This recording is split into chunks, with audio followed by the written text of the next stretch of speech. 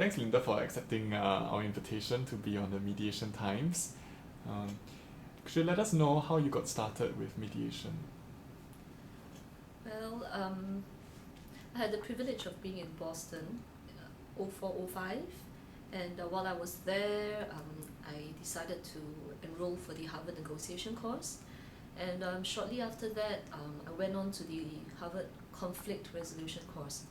After the course, I managed to speak to my lecturer, and he got me attached to one of the small courts in Massachusetts to observe the mediation there, and I was very inspired by how they practice mediation in the courts. And when I came back to Singapore, I got in touch with Singapore Mediation Centre. That's how I got started. How has your experience doing mediation in Singapore been like? It's been very satisfying, I have to say. Although about 6-7 years ago when I first started, the mediation scene was slightly different from what it is today. The courts were not so backlogged, there was not so much of a demand for mediation back then. But I think as the years progressed, as society developed and people became more educated, you find that mediation, facilitative mediation has become a lot more relevant than evaluative mediation. People want to own their decisions, they want to have more say in in generating their own options.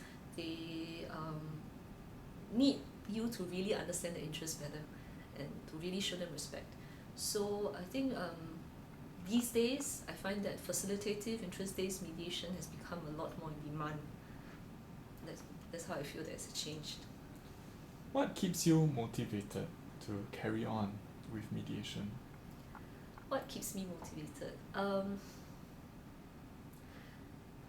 Personally, for me, I do not keep track of my settlement rates, primarily because what's important to me when I mediate a dispute is to be able to mend the broken relationship leading to the dispute. Very often, I find in my disputes that if the relationship is not sufficiently mended, if trust has not been re-established, if the communication is still not established well between the parties, no matter how many options you come up with, it will stall at the very end. On the flip side, when you actually manage to mend the relationship, even if they do not necessarily settle there and then on the day itself, I have found that parties have gone back and thought through it, re-looked at the options again, and they do come back and they settle. Have a couple of cases we have settled this way, and I feel immense satisfaction every time I see people walk in quarreling and they walk out being able to talk to each other once more, if not friends. Of course, these cases are few, but the few times these such cases occur, I get a thrill out of it, and I'm inspired to keep on going. Do you have any words of advice for anyone who might be interested in mediation? I don't think I am able to give any advice per se. I think I would just share that to be a mediator, you at heart, it's more than just being a peacekeeper.